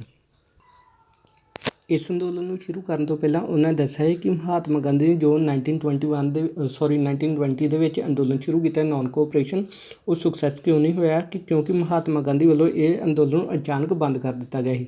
ਬੰਦ ਕਰਨ ਦੇ ਬਾਰੇ ਆਪਾਂ ਵਿੱਚ ਪੜ੍ਹਿਆ ਕਿ ਇੱਕ ਚੌਰੀ ਚੌਰਾ ਗੋਰਖਪੁਰ ਦੇ ਵਿੱਚ ਇੱਕ ਘਟਨਾ ਵਾਪਰੀ ਜਿੱਥੇ ਲੋਕਾਂ ਨੇ ਵਾਇਓਲੈਂਟ ਤਰੀਕੇ ਦੇ ਨਾਲ ਪੁਲਿਸ ਥਾਣੇ ਨੂੰ ਅੱਗ ਲਗਾ ਦਿੱਤੀ ਗਈ, ਜਿਸ ਦੇ ਵਿੱਚ 22 ਪੁਲਿਸ ਇੰਪਲੋਇਮੈਂਟ ਸੀ ਜਿਹੜੇ ਉਹਨਾਂ ਦੀ ਡੈਥ ਹੋ ਜਾਂਦੀ ਹੈ। ਅਜਿਹੀ ਵਾਇਓਲੇਸ਼ਨ ਵੇਖ ਕੇ ਥਾਂ 'ਤੇ ਵਾਇਓਲੇਸ਼ਨ ਦੀਆਂ ਜਦੋਂ ਇੰਸੀਡੈਂਟਸ ਹੋਈਆਂ, ਮਹਾਤਮਾ ਗਾਂਧੀ ਨੇ ਆਪਣਾ ਅੰਦੋਲਨ ਰੋਕ ਦਿੱਤਾ। ਜਦੋਂ ਅੰਦੋਲਨ ਇੱਕ ਵਾਰੀ ਪੂਰੇ ਆਪਣੇ ਸਿਰੇ 'ਤੇ ਮਤਲਬ ਸਰਕਾਰ ਦੇ ਉੱਪਰ ਪ੍ਰੈਸ਼ਰ ਬਣਿਆ ਹੈ ਮਹਾਤਮਾ ਗਾਂਧੀ ਵੱਲੋਂ ਜੋ ਅਚਾਨਕ ਅੰਦੋਲਨ ਰੋਕ ਦਿੱਤਾ ਗਿਆ, ਬਹੁਤ ਸਾਰੇ ਲੋਕ ਇਸ ਦੇ ਨਾਲ ਨਾਰਾਜ਼ ਹੋ ਗਏ। ਇਹਨਾਂ ਦੇ ਵਿੱਚੋਂ ਇੱਕ CR ਦਾਸ ਔਰ ਮੋਤੀ ਲਾਲ ਨਹਿਰੂ ਸੀ। ਇਹਨਾਂ ਨੇ ਨਾਰਾਜ਼ ਹੋ ਕੇ ਆਪਣੀ ਇੱਕ ਵੱਖਰੀ ਪਾਰਟੀ ਸਵਰਾਜ ਪਾਰਟੀ ਬਣਾ ਲਈ। ਇਸ 1920 ਦੇ ਅੰਦੋਲਨ ਨੂੰ ਰੋਕਣ ਤੋਂ ਬਾਅਦ ਹੀ ਕਾਂਗਰਸ ਹੈ ਜਿਹੜੀ ਉਹ ਲਗਭਗ ਜਿਹੜਾ ਦੋ ਪਾਰਟਸ ਵਿੱਚ ਡਿਵਾਈਡ ਹੋ ਜਾਂਦੀ ਆ। ਇੱਕ ਨਵਾਂ ਪਾਰਟ ਇਹਦਾ ਬਣ ਜਾਂਦਾ ਹੈ ਰੈਡੀਕਲ ਕਾਂਗਰਸ। ਰੈਡੀਕਲ ਮਤਲਬ ਜਿਹੜੀ ਕਾਂਗਰਸ ਦੇ ਲੀਡਰ ਵਾਇਓਲੇਸ਼ਨ ਤਰੀਕੇ ਦੇ ਨਾਲ ਵੀ ਆਜ਼ਾਦੀ ਪ੍ਰਾਪਤ ਕਰਨ ਨੂੰ ਮਾੜਾ ਨਹੀਂ ਸਮਝਦੇ। ਉਹਨਾਂ ਦਾ ਮੰਨਣਾ ਕਿ ਆਜ਼ਾਦੀ ਪ੍ਰਾਪਤ ਕਰਨ ਵਾਸਤੇ ਹਿੰਸਾ ਕਰਨੀ ਵੀ ਕੋਈ ਮਾੜੀ ਗੱਲ ਨਹੀਂ ਆ। ਨੈਕਸਟ ਇਹਦੇ ਵਿੱਚ ਪੜ੍ਹਿਆ ਕਿ ਕੁਛ ਅਜਿਹੀਆਂ ਘਟਨਾਵਾਂ ਲਗਾਤਾਰ ਵਾਪਰ ਰਹੀਆਂ ਜਿਹਦੇ ਨਾਲ ਮਹਾਤਮਾ ਗਾਂਧੀ ਨੂੰ ਇੱਕ ਨਵਾਂ ਅੰਦੋਲਨ ਸ਼ੁਰੂ ਕਰਨ ਵਾਸਤੇ ਕਹਿ ਸਕਦੇ ਹਾਂ ਬੈਕਗਰਾਊਂਡ ਜਿਹੜੀ ਆਪਣੇ ਆਪ ਖੁਦ ਤਿਆਰ ਹੋ ਰਹੀ ਸੀ। ਲੋਕਾਂ ਦੇ ਮਨਾਂ ਵਿੱਚ ਮਹਾਤਮਾ ਗਾਂਧੀ ਪ੍ਰਤੀ ਰੋਸ ਤਾਂ ਹੈਗਾ ਸੀ, ਪਰ ਮਹਾਤਮਾ ਗਾਂਧੀ ਲਗਾਤਾਰ ਆਪਣੀਆਂ ਕੋਸ਼ਿਸ਼ਾਂ ਸ਼ੁਰੂ ਕੀਤੀਆਂ। ਪਹਿਲਾਂ ਮਹਾਤਮਾ ਗਾਂਧੀ ਪੂਰੇ ਦੇਸ਼ ਦਾ ਫਿਰ ਦੌਰਾ ਕਰਨਾ ਸ਼ੁਰੂ ਕਰ ਦਿੱਤਾ ਆਪਣੇ ਕੁਛ ਨੇਤਾਵਾਂ ਨੂੰ ਲੈ ਕੇ ਕਿ ਅੰਦੋਲਨ ਸ਼ੁਰੂ ਕਰਨ ਤੋਂ ਪਹਿਲਾਂ ਵੱਧ ਤੋਂ ਵੱਧ ਲੋਕਾਂ ਨੂੰ ਜਿਹੜਾ ਅਵੇਅਰਨੈਸ ਕੀਤਾ ਜਾਵੇ ਕਿ ਅਸੀਂ ਅੰਦੋਲਨ ਕਰਨਾ ਹੈ, ਸਰਕਾਰ ਦੇ ਉੱਪਰ ਪ੍ਰੈਸ਼ਰ ਬਣਾਉਣਾ ਹੈ, ਪਰ ਅਸੀਂ ਕਿਸੇ ਤਰੀਕੇ ਦੀ ਵਾਇਓਲੇਸ਼ਨ ਨਹੀਂ ਕਰਨੀ। ਔਰ ਅੰਦੋਲਨ ਦੇ ਵਿੱਚ ਸਾਡੀਆਂ ਸਾਰਿਆਂ ਦੀਆਂ ਓਪੀਨੀਅਨ, ਸਾਡੀ ਰਾਏ ਜਿਹੜੀ ਸੇਮ ਹੋਣੀ ਚਾਹੀਦੀ ਹੈ। ਸਵਰਾਜ ਦਾ ਆਪਣਾ ਆਪਣਾ ਮੀਨਿੰਗ ਨਹੀਂ ਹੋਣਾ ਚਾਹੀਦਾ। ਸਾਰਿਆਂ ਨੂੰ ਜਿਹੜਾ ਇਕੱਠੇ ਕਰਕੇ ਲੈ ਕੇ ਤੁਰਨ ਦੀ ਕੋਸ਼ਿਸ਼ ਕੀਤੀ ਗਈ ਕਿ ਇੱਕ ਅਜਿਹਾ ਅੰਦੋਲਨ ਜਾਂ ਇੱਕ ਅਜਿਹੇ ਮੁੱਦੇ 'ਤੇ ਅੰਦੋਲਨ ਕੀਤਾ ਜਾਵੇ ਜਿਸ ਦੇ ਨਾਲ ਸਾਰੇ ਅਮੀਰ ਗਰੀਬ ਵਪਾਰੀ ਕਿਸੇ ਵੀ ਭਾਰਤ ਦੇ ਕਿਸੇ ਵੀ ਵਰਗ ਦੇ ਲੋਕ ਆ ਉਹ ਜੁੜੇ ਹੋਣ। ਨੈਕਸਟ ਇਹਦੇ ਵਿੱਚ ਪੜ੍ਹਿਆ ਸੀ ਇੱਕ ਘਟਨਾ ਵਾਪਰੀ ਆ ਕਿ 1926 ਤੋਂ ਬਾਅਦ ਲਗਾਤਾਰ ਵਪਾਰ ਜਿਹੜਾ ਉਹ ਘਟਣਾ ਸ਼ੁਰੂ ਹੋ ਗਿਆ, ਖੇਤੀਬਾੜੀ ਦੇ ਰੇਟ ਡਿੱਗੇ। 1930 ਦੇ ਵਿੱਚ ਪੂਰੀ ਤਰ੍ਹਾਂ ਜਿਹੜਾ ਉਹ ਖੇਤੀਬਾੜੀ ਦਾ ਜਾਂ ਹੋਰ ਵੀ ਕੰਮਕਾਰ ਜਿਹੜੇ ਪੂਰੀ ਬੰਦ ਹੋ ਗਏ, ਆਰਥਿਕ ਮੰਦਵਾੜਾ ਆ ਗਿਆ। ਆਰਥਿਕ ਮੰਦਵਾੜਾ ਮਤਲਬ ਸਾਰੇ ਦੇਸ਼ਾਂ ਦੇ ਵਿੱਚ ਇਕਨੋਮਿਕਲ ਸਿਚੁਏਸ਼ਨ ਜਿਹੜੀ ਆ ਬਹੁਤ ਜ਼ਿਆਦਾ ਡਿੱਗ ਚੁੱਕੀ ਸੀ। ਨੈਕਸਟ ਇਹਦੇ ਵਿੱਚ ਇੱਕ ਪੜ੍ਹਿਆ ਸੀ ਆਪਾਂ ਸਾਈਮਨ ਕਮਿਸ਼ਨ ਕਿ ਇੰਡੀਆ ਦੇ ਵਿੱਚ ਜੋ ਵੀ ਸੰਵਿਧਾਨ ਦੇ ਅਨੁਸਾਰ ਕੰਮ ਹੋ ਰਿਹਾ ਜਾਂ ਨਹੀਂ ਹੋ ਰਿਹਾ ਹੈ ਉਸ ਦੀ ਜਿਹੜੀ ਦੇਖ ਰੇਖ ਕਰਨ ਵਾਸਤੇ ਬ੍ਰਿਟਿਸ਼ ਪਾਰਲੀਮੈਂਟ ਵੱਲੋਂ ਇੱਕ ਕਮਿਸ਼ਨ ਬਣਾ ਕੇ ਭੇਜਿਆ ਗਿਆ, ਜਿਸ ਦਾ ਹੈੱਡ ਸੀ ਸਾਈਮਨ ਨਾਮ ਦਾ ਇੱਕ ਅੰਗਰੇਜ਼ ਆਫਿਸਰ। ਇਸ ਕਰਕੇ ਇਸ ਕਮਿਸ਼ਨ ਨੂੰ ਸਾਈਮਨ ਕਮਿਸ਼ਨ ਬੋਲਿਆ ਜਾਂਦਾ ਹੈ। ਲੋਕਾਂ ਨੇ ਇਸ ਕਮਿਸ਼ਨ ਦਾ ਵਿਰੋਧ ਕੀਤਾ। ਇਸ ਕਮਿਸ਼ਨ ਦਾ ਵਿਰੋਧ ਕਰਨ ਦਾ ਕਾਰਨ ਇਹ ਸੀ ਕਿ ਇਸ ਵਿੱਚ 7 ਮੈਂਬਰ ਸੀ, 7 ਦੇ 7 ਮੈਂਬਰ ਜਿਹੜੇ ਅੰਗਰੇਜ਼ ਸੀ। ਇਹਨਾਂ ਅੰਗਰੇਜ਼ਾਂ ਤੋਂ ਇਲਾਵਾ ਕੋਈ ਵੀ ਇੰਡੀਅਨ ਮੈਂਬਰ ਨੂੰ ਜਗ੍ਹਾ ਨਹੀਂ ਦਿੱਤੀ ਗਈ ਇਸ ਕਮਿਸ਼ਨ ਦੇ ਵਿੱਚ। ਲੋਕਾਂ ਨੇ ਤਾਂ ਕਰਕੇ ਇਸ ਕਮਿਸ਼ਨ ਦਾ ਵਿਰੋਧ ਕੀਤਾ। ਇਸ ਕਮਿਸ਼ਨ ਦੇ ਵਿਰੋਧ ਵਜੋਂ ਲੋਕਾਂ ਨੇ ਥਾਂ ਥਾਂ 'ਤੇ ਜਿੱਥੇ ਵੀ ਕਮਿਸ਼ਨ ਦੇ ਮੈਂਬਰ ਗਏ ਉੱਥੇ ਗੋ ਬੈਕ ਸਾਈਮਨ ਕਮਿਸ਼ਨ ਦੇ ਨਾਅਰੇ ਲਗਾਏ। ਇਸੇ ਮਿਸ਼ਨ ਦਾ ਵਿਰੋਧ ਕਰਦੇ ਸਮੇਂ ਲਾਲਾ ਲਾਜਪਤ ਰਾਏ ਦੀ ਡੈਥ ਹੋਈ ਸੀ। Next the salt march and the civil disobedience movement. ਮਤਲਬ ਹੁਣ ਸਾਲਟ ਮਾਰਚ ਮਹਾਤਮਾ ਗਾਂਧੀ 'ਤੇ ਇੱਕ ਮੁੱਦਾ ਲੱਭਦਾ ਪਿਆ ਜਿਹਦੇ ਨਾਲ ਸਾਰੇ ਲੋਕਾਂ ਨੂੰ ਜੋੜਿਆ ਜਾਵੇ। ਇਹ ਮੁੱਦਾ ਲੱਭਿਆ ਜਦੋਂ ਬ੍ਰਿਟਿਸ਼ ਗੌਰਮੈਂਟ ਵੱਲੋਂ ਸਾਲਟ ਦੇ ਉੱਪਰ ਟੈਕਸ ਲਗਾ ਦਿੱਤਾ ਗਿਆ ਕਿ ਇੰਡੀਅਨ ਲੋਕ ਆਪਣੇ ਆਪ ਜਿਹੜਾ ਸਮੁੰਦਰ ਦੇ ਕੋਲ ਕੋਸਟਲ ਏਰੀਆ ਕੋਲ ਜੋ ਲੋਕ ਆ ਆਪਣੇ ਆਪ ਨਮਕ ਬਣਾ ਨਹੀਂ ਸਕਦੇ। ਲੋਕ ਗੌਰਮੈਂਟ ਦੇ ਅੰਡਰ ਜੋ ਵੀ ਫੈਕਟਰੀਜ਼ ਕੰਮ ਕਰਦੀਆਂ ਪਈਆਂ ਉੱਥੋਂ ਨਮਕ ਖਰੀਦ ਕੇ ਜਿਹੜਾ ਆਪਣੀਆਂ ਲੋੜਾਂ ਪੂਰੀਆਂ ਕਰਨਗੇ। ਆਪ ਨਮਕ ਬਣਾ ਕੇ ਨਾ ਵੇਚ ਸਕਣਗੇ, ਨਾ ਹੀ ਜਿਹੜਾ ਇਸ ਦਾ ਘਰ ਦੇ ਵਿੱਚ ਯੂਜ਼ ਕਰ ਸਕਣਗੇ। ਸੋ ਮਹਾਤਮਾ ਗਾਂਧੀ ਨੇ ਜਿਹੜਾ ਵਾ ਵੇਖਿਆ ਕਿ ਸਾਲਟ ਇੱਕ ਅਜਿਹੀ ਚੀਜ਼ ਹੈ ਜੋ ਅਮੀਰ ਗਰੀਬ ਹਰ ਇੱਕ ਤਰ੍ਹਾਂ ਦੇ ਘਰ ਦੇ ਵਿੱਚ ਵਰਤਿਆ ਜਾਂਦਾ ਹੈ ਔਰ ਇਸ ਦੇ ਉੱਪਰ ਟੈਕਸ ਲੱਗਣ ਦੇ ਨਾਲ ਮੋਨੋਪੋਲੀ ਰਾਈਟਸ ਮਤਲਬ ਏਕਾਧਿਕਾਰ ਅੰਗਰੇਜ਼ਾਂ ਦਾ ਹੋਣ ਦਾ ਕਰਕੇ ਕੋਈ ਵੀ ਇਹਦੇ ਉੱਪਰ ਟੈਕਸ ਹੀ ਇੰਨਾ ਲੱਗ ਗਿਆ, ਇਹਦਾ ਰੇਟ ਇੰਨਾ ਵੱਧ ਜਾਣਾ ਹੈ ਕਿ ਆਮ ਪਰਿਵਾਰ ਜਿਹੜੇ ਜਾਂ ਗਰੀਬ ਪਰਿਵਾਰ ਜਿਹੜੇ ਇਸ ਨੂੰ ਖਰੀਦਣਾ ਇਹਨਾਂ ਦੇ ਘਰਾਂ ਤੋਂ ਚੁੱਲ੍ਹੇ ਚੌਂਕਿਆਂ ਤੋਂ ਨਮਕ ਦੀ ਪਹੁੰਚ ਜਿਹੜੀ ਦੂਰ ਹੋ ਜਾਵੇਗੀ। ਸੋ ਮਹਾਤਮਾ ਗਾਂਧੀ ਨੇ ਇੱਕ ਆਪਣੀਆਂ 11 ਡਿਮਾਂਡਸ ਜਿਹੜੀਆਂ ਲਿਖ ਕੇ ਗੌਰਮੈਂਟ ਨੂੰ ਸੈਂਡ ਕੀਤੀਆਂ, ਪਰ ਗੌਰਮੈਂਟ ਨੇ ਇਹਨਾਂ 11 ਡਿਮਾਂਡਸ ਵੱਲ ਕੋਈ ਧਿਆਨ ਨਾ ਦਿੱਤਾ। ਅਤੇ ਮਹਾਤਮਾ ਗਾਂਧੀ ਫਿਰ ਆਪਣੇ 78 ਫੋਲੋਵਰਸ ਨੂੰ ਲੈ ਕੇ ਸਾਥੀਆਂ ਨੂੰ ਲੈ ਕੇ ਸਾਬਰਮਤੀ ਆਸ਼ਰਮ ਜਿੱਥੇ ਮਹਾਤਮਾ ਗਾਂਧੀ ਰਹਿੰਦਾ ਪਿਆ ਸੀ ਉੱਥੋਂ ਅੰਦੋਲਨ ਸ਼ੁਰੂ ਕਰ ਦਿੱਤਾ। 24 ਦਿਨਾਂ ਦੇ ਵਿੱਚ 240 ਮੀਲ ਦਾ ਡਿਸਟੈਂਸ ਤੈਅ ਕਰਦੇ ਹੋਏ ਅਖੀਰ ਇਹ ਜਿਹੜਾ ਡਾਂਡੀ ਨਾਮ ਦੀ ਜਗ੍ਹਾ 'ਤੇ ਪਹੁੰਚਦੇ ਆ, ਜਿੱਥੇ ਜਾ ਕੇ ਮਹਾਤਮਾ ਗਾਂਧੀ ਨੇ ਆਪਣੇ ਹੱਥਾਂ ਦੇ ਨਾਲ ਸਮੁੰਦਰ ਤੋਂ ਪਾਣੀ ਕੱਢ ਕੇ ਨਮਕ ਬਣਾ ਕੇ ਅੰਗਰੇਜ਼ਾਂ ਵੱਲੋਂ ਬਣਾਏ ਗਏ ਨਮਕ ਕਾਨੂੰਨ ਦਾ ਉਲੰਘਣ ਕੀਤਾ। ਇਸ ਕਾਨੂੰਨ ਨੂੰ ਜਿਹੜਾ ਤੋੜਿਆ। ਨੈਕਸਟ ਇਸ ਅੰਦੋਲਨ ਦੀ ਸ਼ੁਰੂਆਤ ਜੋ ਮਹਾਤਮਾ ਗਾਂਧੀ ਨੇ ਕਰ ਦਿੱਤੀ, ਫਿਰ ਥਾਂ ਥਾਂ 'ਤੇ ਜਗ੍ਹਾ 'ਤੇ ਲੋਕਾਂ ਨੇ ਅਜਿਹੇ ਛੋਟੇ ਕਾਨੂੰਨ ਜਿਹੜੇ ਆਪਣੇ ਹੱਥਾਂ ਨਾਲ ਤੋੜ ਕੇ ਅੰਗਰੇਜ਼ਾਂ ਦੇ ਵਿਰੁੱਧ ਆਪਣਾ ਵਿਰੋਧ ਪ੍ਰਦਰਸ਼ਨ ਜਤਾਉਣਾ ਸ਼ੁਰੂ ਕਰ ਦਿੱਤਾ ਕਿ ਤੁਹਾਡੇ ਵੱਲੋਂ ਪਾਸ ਕੀਤੇ ਗਏ ਕਾਨੂੰਨ ਜਿਹੜੇ ਆ ਗਲਤੀ। ਨੈਕਸਟ ਇਹਦੇ ਵਿੱਚ ਆ ਜਾਂਦਾ ਸਾਡੇ ਕੋਲ ਪਾਰਟੀਸਪੈਂਟ ਸੌ ਦਾ ਮੂਵਮੈਂਟ ਕਿ ਇਸ ਅੰਦੋਲਨ ਨੂੰ ਜਿਹੜਾ ਵਾ ਪਾਰਟੀਸਪੈਂਟ ਇਸ ਦੇ ਵਿੱਚ ਭਾਗ ਲੈਣ ਵਾਲੇ ਲੋਕਾਂ ਨੇ ਕਿਵੇਂ ਸਮਝਿਆ ਕਿ ਕੀ ਉਹਨਾਂ ਮਹਾਤਮਾ ਗਾਂਧੀ ਦਾ ਜੋ ਸਵਰਾਜ ਦਾ ਮੀਨਿੰਗ ਮਹਾਤਮਾ ਗਾਂਧੀ ਲਈ ਇਹ ਸੀ ਕਿ ਅਸੀਂ ਸਾਰੇ ਦੇਸ਼ ਨੂੰ ਆਜ਼ਾਦ ਕਰਵਾਉਣਾ। ਕੀ ਲੋਕਾਂ ਨੇ ਸਾਰੇ ਦੇਸ਼ ਨੂੰ ਆਜ਼ਾਦ ਕਰਵਾਉਣ ਵਜੋਂ ਇਹ ਮੀਨਿੰਗ ਲਿਆ ਜਾਂ ਫਿਰ ਹਰੇਕ ਤਰ੍ਹਾਂ ਦੀ ਕਮਿਊਨਿਟੀ ਜਿਹੜਾ ਉਹਨਾਂ ਨੇ ਆਪਣਾ ਆਪ ਨੂੰ ਜੋ ਅੰਗਰੇਜ਼ਾਂ ਵੱਲੋਂ ਬੰਦਿਸ਼ਾਂ ਲਗਾਈਆਂ ਗਈਆਂ ਉਸ ਤੋਂ ਆਜ਼ਾਦ ਕਰਵਾਉਣ ਦੇ ਤੌਰ 'ਤੇ ਜਿਹੜਾ ਸਵਰਾਜ ਦਾ ਮੀਨਿੰਗ ਕੱਢ ਲਿਆ। ਸੋ ਇਸ ਪੈਰਾਗ੍ਰਾਫ ਨੂੰ ਰੀਡ ਕਰ ਲਿਓ। ਇਹਦੇ ਵਿੱਚ ਪਹਿਲਾਂ ਵਾਂਗੂ ਆ ਜਾਣਾ ਕਿ ਜੋ ਜਾਟ ਸੀ, ਜਿਸ ਤਰ੍ਹਾਂ ਇੱਥੇ ਜਾਟ ਦਾ ਹੈ ਜਾਟ ਪੱਟੀਦਾਰ ਲੋਕ, ਇਹਨਾਂ ਲੋਕਾਂ ਨੇ ਜਿਹੜਾ ਵਾ ਸਵਰਾਜ ਦਾ ਮੀਨਿੰਗ ਆਪਣੇ ਤੌਰ 'ਤੇ ਕੱਢਿਆ। ਇਹਨਾਂ ਨੇ ਆਪਣੀਆਂ ਜੋ ਬੰਦਿਸ਼ਾਂ ਇਹਨਾਂ ਨੂੰ ਤੋੜਨਾ ਸ਼ੁਰੂ ਕਰ ਦਿੱਤਾ। ਬਿਜ਼ਨਸ ਕਲਾਸ ਦੇ ਲੋਕ ਜਿਹੜੇ ਇਹਨਾਂ ਨੇ ਆਪਣੇ ਤੌਰ 'ਤੇ ਇਸ ਚੀਜ਼ ਦਾ ਮੀਨਿੰਗ ਕੱਢ ਲਿਆ ਔਰ ਇਸੇ ਤਰੀਕੇ ਨਾਲ ਵੱਖਰੇ ਲੋਕਾਂ ਦੀ ਇਹਨਾਂ ਦੋਨਾਂ ਪੇਜਿਸ ਦੇ ਉੱਪਰ ਜਿਹੜਾ ਵਾ ਜੋ ਵੀ ਉਹਨਾਂ ਦੀ ਕਨਵਰਸੇਸ਼ਨ ਜਾਂ ਉਹਨਾਂ ਦੀ ਜੋ ਥਿੰਕਿੰਗ ਸੀ ਉਸ ਦੇ ਬਾਰੇ ਐਕਸਪਲੇਨ ਕੀਤਾ ਗਿਆ। ਇਹਨੂੰ ਰੀਡ ਕਰ ਲਿਓ ਡੀਪਲੀ। ਪਹਿਲਾਂ ਡਿਸਕਸ ਕਰ ਚੁੱਕਾ ਮੈਂ। ਅਗਰ ਕੋਈ ਪ੍ਰੋਬਲਮ ਹੋਏਗੀ ਤਾਂ ਮੈਨੂੰ ਉਹ ਟੌਪਿਕ ਜਾਂ ਪੈਰਾਗ੍ਰਾਫ ਪਿੱਛੇ ਸੈਂਡ ਕਰ ਦਿਓ, ਮੈਂ ਤੁਹਾਨੂੰ ਫਿਰ ਦੁਬਾਰਾ ਐਕਸਪਲੇਨ ਕਰ ਦਾਂਗਾ। ਨੈਕਸਟ ਇਹਦਾ ਇੱਕ ਇਹ ਕਿ ਵੂਮਨ ਕਿ ਔਰਤਾਂ ਨੇ ਜਿਹੜਾ ਇਸ ਅੰਦੋਲਨ ਦੇ ਵਿੱਚ ਪਾਰਟੀਸਪੇਟ ਕੀਤਾ ਸੀ ਪਹਿਲੀ ਵਾਰ ਵੱਡੇ ਪੱਧਰ 'ਤੇ। ਪਹਿਲਾਂ ਔਰਤਾਂ ਹਮੇਸ਼ਾ ਘਰਾਂ ਦੇ ਵਿੱਚ ਰਹਿੰਦੀਆਂ, ਪਰ ਇਸ ਵਾਰ ਜਿਹੜਾ ਬਹੁਤ ਵੱਡੇ ਪੱਧਰ 'ਤੇ ਔਰਤਾਂ ਨੇ ਮਹਾਤਮਾ ਗਾਂਧੀ ਜਦੋਂ ਨਮਕ ਕਾਨੂੰਨ ਸਿਵਲ ਡਿਸਓਬੀਡੀਐਂਸ ਸ਼ੁਰੂ ਕੀਤਾ ਗਿਆ ਇਹਦੇ ਵਿੱਚ ਪਾਰਟੀਸਪੇਟ ਕੀਤਾ। ਨੈਕਸਟ ਸਾਡੇ ਕੋਲ ਆ ਜਾਂਦਾ ਦਾ ਲਿਮਿਟਸ ਆਫ ਸਿਵਲ ਡਿਸਓਬੀਡੀਐਂਸ।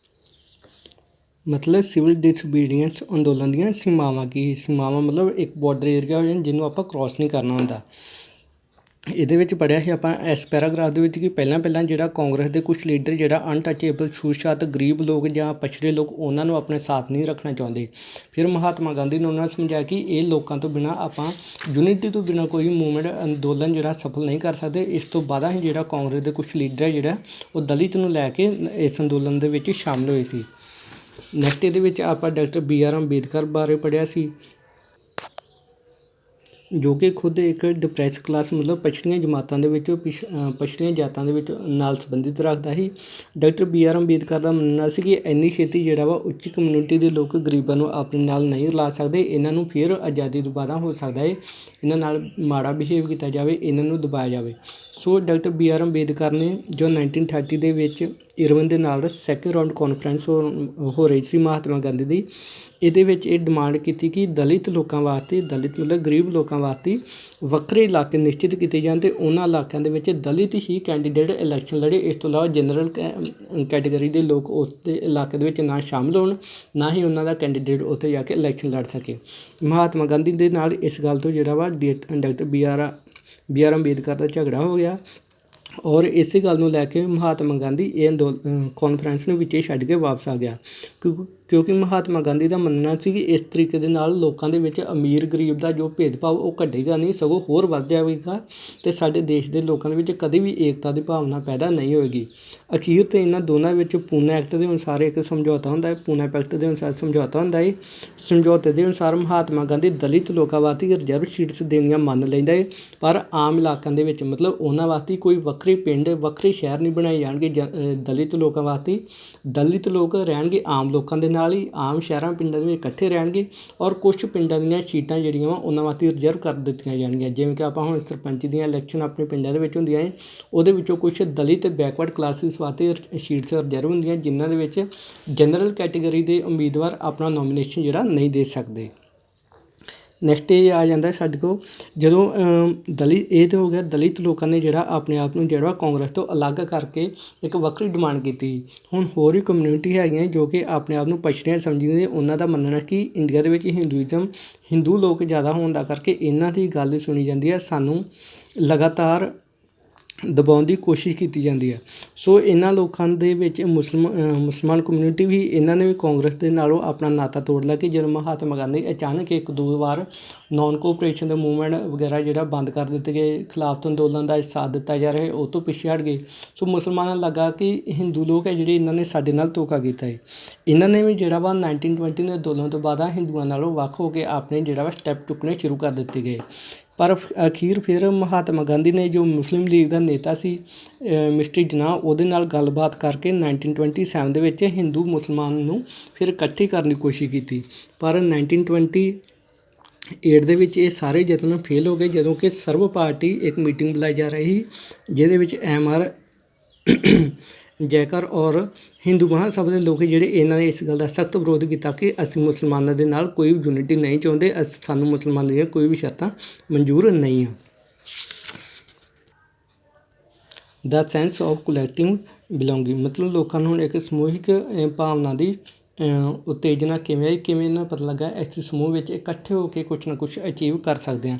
ਅਜਿਹੀ ਭਾਵਨਾ ਲੋਕਾਂ ਦੇ ਵੱਲੋਂ ਕਈ ਤਰੀਕੇ ਦੇ ਨਾਲ ਆਈ, ਜਦੋਂ ਕਈ ਤਰ੍ਹਾਂ ਦੀਆਂ ਪੇਂਟਿੰਗ, ਹਰ ਇੱਕ ਕਮਿਊਨਿਟੀ ਦੀਆਂ ਆਪਣੀਆਂ ਜਿਹੜੀਆਂ ਵੀਰ ਗਥਾਵਾਂ, ਕੁਛ ਲੋਕ ਗੀਤ, ਸੱਭਿਆਚਾਰਕ ਪ੍ਰੋਗਰਾਮ ਇੱਕ ਦੂਸਰੇ ਨਾਲ ਮੇਲ ਕਰਦੇ ਸੀ, ਲੋਕ ਇਕੱਠੇ ਹੋ ਕੇ ਇਹਨਾਂ ਦੇ ਵਿੱਚ ਭਾਗ ਲੈਂਦੇ। ਜਦੋਂ ਅਜਿਹੀਆਂ ਐਕਟੀਵਿਟੀ ਹੋਣੀਆਂ ਸ਼ੁਰੂ ਹੋ ਗਈਆਂ, ਲੋਕਾਂ ਨੂੰ ਇਸ ਗੱਲ ਦਾ ਵੀ ਜਿਹੜਾ ਵਾ ਗਿਆਤ ਹੋ ਗਿਆ, ਉਹਨਾਂ ਨੂੰ ਗਿਆਨ ਹੋ ਗਿਆ ਕਿ ਅਸੀਂ ਅਗਰ ਆਜ਼ਾਦੀ ਦੀ ਪ੍ਰਾਪਤੀ ਕਰਨੀ ਚਾਹੁੰਦੇ ਹਾਂ ਤਾਂ ਵੀ ਅਸੀਂ ਅਗਰ ਇਕੱਠੇ ਹੋਵਾਂਗੇ ਫਿਰ ਅਸੀਂ ਇਸ ਚੀਜ਼ ਨੂੰ ਪ੍ਰਾਪਤ ਕਰ ਸਕਦੇ ਹਾਂ। ਕੁਛ ਆਰਟਿਸਟ, ਕੁਛ ਕਲਾਕਾਰ, ਕੁਛ ਰਾਈਟਰਸ, ਉਹਨਾਂ ਸਾਰਿਆਂ ਵੱਲੋਂ ਆਪਣੇ ਤੌਰ 'ਤੇ ਕੁਝ ਅਜਿਹੀਆਂ ਐਕਟੀਵਿਟੀ ਕਰਨੀਆਂ ਸ਼ੁਰੂ ਕਰ ਦਿੱਤੀਆਂ ਗਈਆਂ, ਮਤਲਬ ਆਪਣੀ ਕਲਾ ਦੇ ਨਾਲ, ਆਪਣੀਆਂ ਲਿਖਤਾਂ ਦੇ ਨਾਲ, ਲੇਖ ਦੇ ਨਾਲ, ਆਰਟੀਕਲ ਲਿਖ ਕੇ ਲੋਕਾਂ ਨੂੰ ਜਿਹੜਾ ਵਾ ਇਕੱਠੇ ਕਰਨ ਦੀ ਕੋਸ਼ਿਸ਼ ਕਰਨੀ ਸ਼ੁਰੂ ਕਰ ਦਿੱਤੀ ਗਈ। ਇਸ ਸਮੇਂ ਆਪਾਂ ਪੜ੍ਹਿਆ ਸੀ ਕਿ ਅਬਿੰਦਰਨਾਥ ਟੈਗੋਰ ਵੱਲੋਂ ਜਿਹੜਾ ਭਾਰਤ ਮਾਤਾ ਦੀ ਇੱਕ ਮੂਰਤੀ ਬਣਾਈ ਗਈ, ਜਿਹਦੇ ਵਿੱਚ ਭਾਰਤ ਦੇਸ਼ ਨੂੰ ਇੱਕ ਦੇਵੀ, ਇੱਕ ਮਾਤਾ ਦੇ ਰੂਪ ਵਿੱਚ ਵਿਖਾ ਕੇ ਉਸ ਨੂੰ ਦੈਵੀ ਸ਼ਕਤੀਆਂ ਨਾਲ ਭਰਪੂਰ ਦਿਖਾਇਆ ਗਿਆ। ਅਜਿਹੇ ਤਰੀਕੇ ਦੇ ਨਾਲ ਫਿਰ ਹੋਰ ਆਰਟਿਸਟ ਹੀ ਉਹਨਾਂ ਨੇ ਭਾਰਤ ਦੇਸ਼ ਦੀ ਮਾਤਾ ਦੇ ਤੌਰ 'ਤੇ, ਇੱਕ ਦੇਵੀ ਦੇ ਤੌਰ 'ਤੇ ਅਲੱਗ-ਅਲੱਗ ਤਰ੍ਹਾਂ ਦੇ ਚਿੱਤਰ ਆਪਣੇ ਤੌਰ 'ਤੇ ਤਿਆਰ ਕੀਤੇ, ਜੋ ਵੀ ਉਹਨਾਂ ਦੇ ਸੱਭਿਆਚਾਰ ਦੇ ਵਿੱਚ ਪ੍ਰਚਲਿਤ ਸੀ ਉਸ ਨੂੰ ਰੰਗਤ ਦੇਣ ਦੀ ਕੋਸ਼ਿਸ਼ ਕੀਤੀ ਗਈ। ਉਹੀ ਕਸਟਮ ਇਹਦੇ ਵਿੱਚ ਵਿਖਾਉਣੇ ਸ਼ੁਰੂ ਕਰ ਦਿੱਤੇ ਗਏ। ਮਤਲਬ ਉਹਨਾਂ ਨੇ ਜੋ ਭਾਰਤ ਮਾਤਾ ਦੀ ਪਿਕਚਰ ਕਰ ਲੈਣੀ ਔਰ ਉਸ ਨੂੰ ਰੰਗ ਆਪਣੇ ਸੱਭਿਆਚਾਰ ਅਨੁਸਾਰ, ਆਪਣੇ ਜੋ ਵੀ ਉਹਨਾਂ ਰੀਤੀ ਰਿਵਾਜ ਉਹਦੇ ਅਨੁਸਾਰ ਦੇਣਾ ਸ਼ੁਰੂ ਕਰ ਦਿੱਤੇ ਗਏ। ਹੁਣ ਬੇਸ਼ੱਕ ਉਹ ਜਿਹੜੇ ਮਰਜ਼ੀ ਰੰਗ ਰੰਗਤ ਦੇ ਦੇਣ, ਕਲਚਰ ਦੇ ਉਹਦੇ ਉੱਪਰ ਰੰਗਤ ਚਾੜ੍ਹ ਦੇਣ, ਪਰ ਹੈ ਤਾਂ ਉਹ ਭਾਰਤ ਮਾਤਾ ਦੀ ਤਸਵੀਰ ਹੀ। ਇਸ ਤਰੀਕੇ ਨਾਲ ਸਾਰੇ ਲੋਕਾਂ ਨੂੰ ਜਿਹੜਾ ਯੂਨਿਟੀ ਦੇ ਵਿੱਚ ਇਕੱਠੇ ਕਰਕੇ ਇੱਕ ਅੰਦੋਲਨ ਆਜ਼ਾਦੀ ਪ੍ਰਾਪਤੀ ਵਾਸਤੇ ਇੱਕ ਇਕੱਠੀ ਕੋਸ਼ਿਸ਼ ਕਰਨ ਦੀ ਜਿਹੜੀ ਆ ਕਹਿ ਸਕਦੇ ਫੀਲਿੰਗ ਉਹਨਾਂ ਦੇ ਮਨਾਂ ਦੇ ਵਿੱਚ ਭਾਵਨਾ ਪੈਦਾ ਹੋ ਗਈ। ਨੈਕਸਟ ਅਖੀਰ ਦੇ ਵਿੱਚ ਆਪਾਂ ਇਹਦੇ ਬਾਰੇ ਪੜ੍ਹਿਆ ਕਨਕਲੂਜਨ ਕਿ ਇਸ ਸਾਰੇ ਦਾ ਜਿਹੜਾ ਵਾ ਕਨਕਲੂਜਨ ਕੀ ਨਿਕਲਿਆ, ਸਿੱਟਾ ਕਿਵੇਂ ਨਿਕਲਦਾ। ਇਹਦੇ ਵਿੱਚ ਪੜ੍ਹਿਆ ਕਿ ਕਿਵੇਂ ਮਹਾਤਮਾ ਗਾਂਧੀ ਸਟਾਰਟਿੰਗ ਵਿੱਚ ਨੋਨ ਕੋਆਪਰੇਸ਼ਨ ਮੂਵਮੈਂਟ, ਫਿਰ ਸਿਵਲ ਡਿਸਓਬੀਡੀਐਂਸ ਮੂਵਮੈਂਟ ਚਲਾ ਕੇ ਲੋਕਾਂ ਨੂੰ ਯੂਨਿਟ ਇਕੱਠੇ ਕਰਨ ਦੀ ਕੋਸ਼ਿਸ਼ ਕੀਤੀ ਆ, ਤਾਂ ਅਖੀਰ 'ਤੇ ਜਾ ਕੇ ਉਹਨਾਂ ਨੂੰ ਇਸ ਚੀਜ਼ ਦੀ ਪ੍ਰਾਪਤੀ ਹੁੰਦੀ ਆ, ਆਜ਼ਾਦੀ ਪ੍ਰਾਪਤ ਹੁੰਦੀ ਆ। ਵਿੱਚ ਆਪਾਂ ਪੜ੍ਹਿਆ ਕਿ ਕਈ ਕਮਿਊਨਿਟੀ ਜਿਹੜੀਆਂ ਆਪਣੇ ਆਪ ਨੂੰ ਆਪਣੇ ਤੌਰ 'ਤੇ ਸਵਰਾਜ ਦਾ ਮੀਨਿੰਗ ਕੱਢ ਲੈਂਦੀਆਂ, ਜਿਹਦੇ ਅਨੁਸਾਰ ਇੱਕ ਡਿਫੀਕਲਟੀ ਪੈਦਾ ਹੋ ਜਾਂਦੀ ਸਮਾਜ ਦੇ ਵਿੱਚ, ਇੱਕ ਫਿਰ ਵਖਰੇਵਾਂ ਪੈਦਾ ਹੋ ਜਾਂਦੀ, ਯੂਨਿਟੀ ਜਿਹੜੀ ਉਹ ਇਕੱਠੀ ਹੁੰਦੀ ਫਿਰ ਜਿਹੜਾ ਲੋਕ ਸੈਪਰੇਟ ਹੋ ਜਾਂਦੇ। ਅਜਿਹੀਆਂ ਮੁਸ਼ਕਿਲਾਂ ਦਾ ਸਾਹਮਣਾ ਕਰਦੇ ਹੋਏ ਮਹਾਤਮਾ ਗਾਂਧੀ ਨੇ ਆਪਣੇ ਮੂਵਮੈਂਟ ਨੂੰ, ਅੰਦੋਲਨ ਨੂੰ ਲੀਡ ਕੀਤਾ ਸੀ। ਨੈਕਸਟ ਇੱਕ ਲਾਸਟ ਆਪਾਂ ਪੜ੍ਹਿਆ ਸੀ ਕੁਇਟ ਇੰਡੀਆ ਮੂਵਮੈਂਟ ਇੰਪੋਰਟੈਂਟ ਆ। ਇਹਦੇ ਵਿੱਚੋਂ ਕੁਐਸਚਨ ਆ ਸਕਦਾ quit India movement Mahatma Gandhi ਇੱਕ ਲਾਸਟ ਅੰਦੋਲਨ ਸੀ, ਜਿਹਦਾ ਮਤਲਬ ਕਿ ਭਾਰਤ ਛੱਡੋ ਅੰਦੋਲਨ। ਇਸ ਅੰਦੋਲਨ ਦੇ ਵਿੱਚ ਮਹਾਤਮਾ ਗਾਂਧੀ ਨੇ ਆਖਿਆ ਸੀ ਡੂ ਔਰ ਡਾਈ, ਮਤਲਬ ਕਰੋ ਜਾਂ ਮਰੋ, ਜਾਂ ਅਸੀਂ ਆਜ਼ਾਦੀ ਪ੍ਰਾਪਤ ਕਰਾਂਗੇ ਜਾਂ ਅਸੀਂ ਮਰ ਜਾਵਾਂਗੇ। ਇਸ ਅੰਦੋਲਨ ਦੇ ਵਿੱਚ ਵੀ ਹਰ ਇੱਕ ਵਰਗ ਦੇ ਲੋਕ, ਅਮੀਰ ਗਰੀਬ, ਕਿਸੇ ਵੀ ਕਲਚਰ ਦੇ ਨਾਲ, ਕਿਸੇ ਵੀ ਰਿਲੀਜਨ ਨਾਲ ਸੰਬੰਧਿਤ ਸਾਰੇ ਲੋਕਾਂ ਨੇ ਰਲ ਕੇ ਜਿਹੜਾ ਆਪਣੇ ਤੌਰ 'ਤੇ ਪਾਰਟੀਸਪੇਟ ਕੀਤਾ। ਸਾਰਿਆਂ ਨੇ ਜਿਹੜਾ ਬ੍ਰਿਟਿਸ਼ ਦਾ ਵਿਰੋਧ ਕਰਨਾ ਸ਼ੁਰੂ ਕਰ ਦਿੱਤਾ ਕਿ ਇਹ ਅੰਦੋਲਨ ਇੰਨਾ ਵੱਡਾ ਹੋ ਗਿਆ ਕਿ ਇਸ ਨੂੰ ਦਬਾਉਣ ਵਾਸਤੇ ਲਗਭਗ ਸਰਕਾਰ ਨੂੰ 1 ਸਾਲ ਲੱਗ ਗਿਆ ਸੀ। ਹੁਣ ਇਸ ਅੰਦੋਲਨ ਤੋਂ ਬਾਅਦ ਅੰਗਰੇਜ਼ਾਂ ਦੀ ਜਿਹੜਾ ਵਾ ਇੱਕ ਥਿੰਕਿੰਗ ਪਾਵਰ ਚੇਂਜ ਹੋਈ। ਉਹਨਾਂ ਨੂੰ ਇਹ ਗਿਆਨ ਹੋ ਗਿਆ ਕਿ ਹੁਣ ਬਹੁਤਾ ਸਮਾਂ ਅਸੀਂ ਇੰਡੀਆ ਦੇ ਵਿੱਚ ਰਾਜ ਨਹੀਂ ਕਰ ਸਕਦੇ। ਇਸ ਸਮੇਂ ਦੌਰਾਨ ਸੈਕੰਡ ਵਰਲਡ ਵਾਰ ਦੇ ਕਰਕੇ ਅੰਗਰੇਜ਼ਾਂ ਦਾ ਕਾਫੀ ਨੁਕਸਾਨ ਹੋ ਚੁੱਕਾ ਸੀ। ਇੰਡੀਆ ਦੇ ਵਿੱਚ ਵੀ ਲਗਾਤਾਰ ਅੰਦੋਲਨ ਹੋ ਰਹੇ ਸੀ, ਕੁਇਟ ਇੰਡੀਆ ਮੂਵਮੈਂਟ ਵਰਗੇ। ਸੋ ਅਜਿਹੀਆਂ ਹਾਲਤਾਂ ਦੇ ਵਿੱਚ ਅੰਗਰੇਜ਼ਾਂ ਨੂੰ ਗਿਆਨ ਹੋ ਚੁੱਕਾ ਸੀ ਅਸੀਂ ਬਹੁਤਾ ਚਿਰ ਇੰਡੀਆ ਵਿੱਚ ਰਾਜ ਨਹੀਂ ਕਰ ਸਕਦੇ। ਸੋ ਇਸ ਅੰਦੋਲਨ ਤੋਂ ਬਾਅਦ ਅੰਗਰੇਜ਼ਾਂ ਨੇ ਹੌਲੀ ਹੌਲੀ ਜਿਹੜਾ ਆਪਣਾ ਕੰਮ ਸਮੇਟਣਾ ਸ਼ੁਰੂ ਕਰ ਦਿੱਤਾ, ਭਾਰਤ ਨੂੰ ਆਜ਼ਾਦ ਕਰਨ ਦੀਆਂ ਤਿਆਰੀਆਂ ਸ਼ੁਰੂ ਕਰ ਦਿੱਤੀਆਂ ਸੀ। So this is the quick revision of the chapter, and if you have any difficulty at this time you can ask me before your PTA, at early morning, at late night, whenever you watch these videos and you may have any confusion you can call or message me anytime. Thanks। Waheguru ji ਕਾ ਖਾਲਸਾ, ਵਾਹਿਗੁਰੂ ਜੀ ਕੀ ਫਤਿਹ।